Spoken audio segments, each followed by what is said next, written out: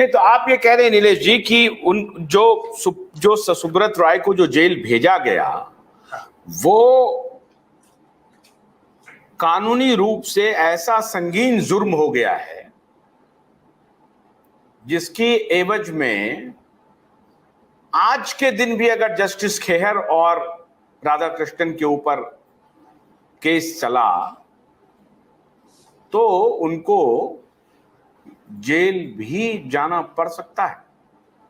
200%। इसमें आईपीसी 220 जो है, आईपीसी 220 बहुत गंभीर बात कह रहे हैं, ये बहुत बड़ा हाँ, ब्रेकिंग है नीलेश जी, बहुत बड़ा ब्रेकिंग है ये। मैं जस्टिस खेहर और राधाकृष्णन को जेल जाना पड़ सकता है, आप ये कह रहे हैं नीलेश जी, बहुत बड़ी बात है। पूरे जिम्मेदारी के साथ कह रहा हूं, लॉ के साथ कह रहा हूं, केस लॉ के साथ कह रहा हूं।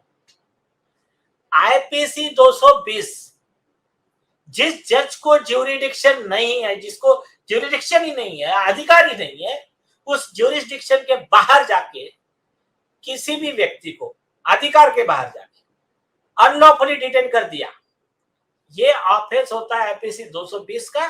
जज को 7 साल की जेल का प्रावधान है और सुप्रीम कोर्ट के कॉन्स्टिट्यूशन बेंच ने खुद सुप्रीम कोर्ट के जज के केस में के वीरास्वामी में क्लियर कर दिया है कि सुप्रीम कोर्ट के जजेस, हाई कोर्ट के जजेस को कोई प्रोटेक्शन अवेलेबल नहीं है, क्योंकि इस देश का संविधान सिर्फ 2 ही लोगों को प्रोटेक्शन देता है, एक है माननीय राष्ट्रपति और दूसरा है कैग।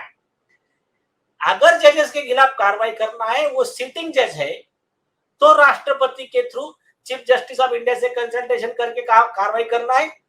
अगर मान के चलो कि आरोपी जज खुद चीफ जस्टिस ऑफ इंडिया है, वो भी लिख दिया उसमें ऑर्डर में, तो ऐसे समय में राष्ट्रपति जी का अधिकार है कि वो किसी भी जज से डिस्कस कर सकते हैं। उनको बाइंडिंग नहीं है क्योंकि चीफ जस्टिस खुद आरोपी है।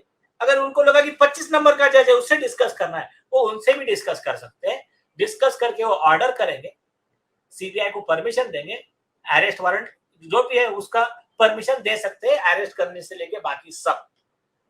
कोर्ट इस मान्यता पर नहीं चलेगी, जैसे हमारे बहुत सारे कुछ दर्शक हैं, बहुत ज्यादा तो नहीं लेकिन उसकी संख्या बहुत कम है, लेकिन चूंकि उन्होंने सवाल उठाया है तो ये सवाल लाजमी है ये उठाना। और मैं एक इंडिपेंडेंट एजेंसी के रूप में हूं और एकदम से ट्रांसपेरेंट पत्रकारिता करने का जो हमने बीड़ा उठाया है वो हम कर रहे हैं, इसलिए मैं उनके भी सवाल को जगह देना चाहता हूं। उनका ये कहना है कि भाई साहब, हमारे बहुत सारे दर्शक ने कहा कि आप ये सहारा की बात उठा रहे हैं, आप जो कानून की बात उठा रहे हैं वो तो ठीक है, लेकिन सहारा ने बहुत सारा गोलमाल किया है, बहुत सारा ये किया है, उन्होंने इस फंड को उस फंड में ट्रांसफर कर दिया, इस फंड को उस फंड में ट्रांसफर कर दिया और इस वजह से उनको जेल जाना पड़ा।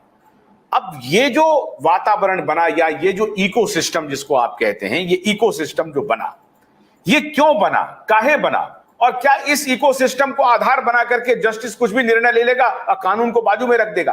ये सब चलेगा क्या? ये सब स्टैंड करेगा क्या? अगर मान लीजिए कि कल सुब्रत रॉय ये तय करते हैं कि कोई बात नहीं, हमको उन्होंने जेल में भेज दिया तो भेज दिया, हम भी इनको जेल में भेजेंगे सॉरी, तो क्या होगा? हाँ सुनिए, पहली चीज ऐसा मान के चलो, देखो मुझे पता नहीं है कि इनका ये केस में सुब्रत रॉय जी का गुनाह कितना है, मुझे पता नहीं, पर ऐसा मान के चलो for the sake of argument, इन्होंने बहुत बड़ा गुनाह किया कि इन्होंने जानबूझकर निवेशकों को फंसा दिया, उनके पैसे नहीं लौटाए, जो भी किया। ऐसे कंडीशन में भी कोई भी जज लॉ की प्रोसीजर के खिलाफ जाके इनके खिलाफ एक्शन नहीं ले सकता। इसके 2 बड़े एग्जांपल बताता हूं। एक है हर कॉमन आदमी को पता है, वो है कसाब। कसाब को गोली चलाते हुए हमारे देश के मासूम नागरिकों की जान लेते हुए हर आदमी ने देखा, पूरा सीसीटीवी से लेके हर चीज था, लेकिन फिर भी क्या हमारे कोर्ट ने बोला, अरे ये क्या सीसीटीवी फॉर्मेलिटी, क्या जरूरत है, उठा के फांसी, खत्म विषय। कोई एक्ट, मैं तो कह रहा हूं, मैं लॉ का इतना समर्थक होते, मैं कह रहा हूं एक बार कसाब के केस में फांसी देते ना तो कुछ ऑब्जेक्शन नहीं रहता, लेकिन लॉ के सुप्रीम कोर्ट ने भी कहा, सबने कहा कि नहीं, उसको कसाब को वकील दिया गया, उसकी पूरी डिफेंस का उसको मौका दिया गया, उसके बाद में उसको यहां से तो ऊपर तक चैलेंज करने का मौका दिया गया, उसके बाद में उसको फांसी दी गई। एक दूसरा किस्सा मोहम्मद हुसैन का एक केस है, उसमें मर्डर का जो भी सीरियस चार्जेस थे, उसमें उसके पास वकील नहीं था, कोर्ट ने वकील दिया, वकील कुछ ज्यादा अच्छे सवाल नहीं पूछा, इस ग्राउंड पे उसको अच्छी तरह से डिफेंस का मौका नहीं मिला। भारतीय संविधान और इंटरनेशनल कोड आईसीसीपीआर इसका वायलेशन हुआ, ये मेंशन करके सुप्रीम कोर्ट ने वो पूरा कन्विक्शन सेट असाइड किया, पूरा केस रिमांड बैक किया। तो अभी मुझे इतना बताइए, कसाब से तो मेरे हिसाब से इनका केस थोड़ा सा कम है, और थोड़ा सा कोई तुलना नहीं है।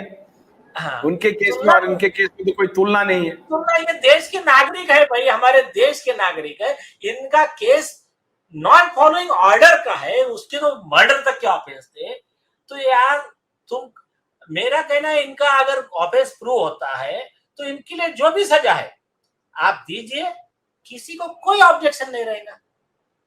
लेकिन आपको एक मेडिकल काउंसिल का एक केस है, आपको याद होगा, इलाहाबाद के एक जज थे, उन्होंने करप्शन करके एक ऑर्डर पास कर दिया, वो मैटर गया सुप्रीम कोर्ट, और मामला उठाने वाले थे एडवोकेट प्रशांत भूषण जी, उसमें नाम आया सुप्रीम कोर्ट के जज दीपक मिश्रा का भी, वो सब हॉट टॉक चला था कोर्ट में।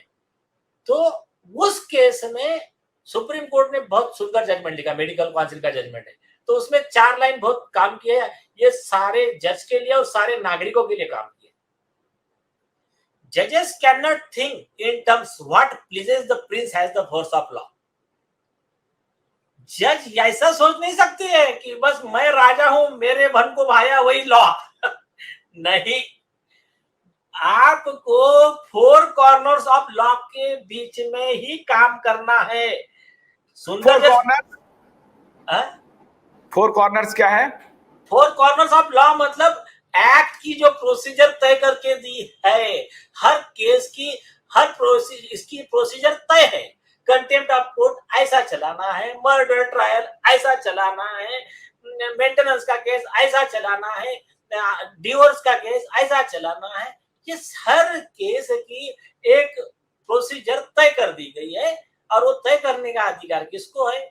सबसे पहला अधिकार है भारतीय लेजिस्लेचर को है, पार्लियामेंट को है, वो तय करेगी। उसमें कुछ अगर अनकॉन्स्टिट्यूशनल लगा तो उसको कोर्ट अल्ट्रावायरस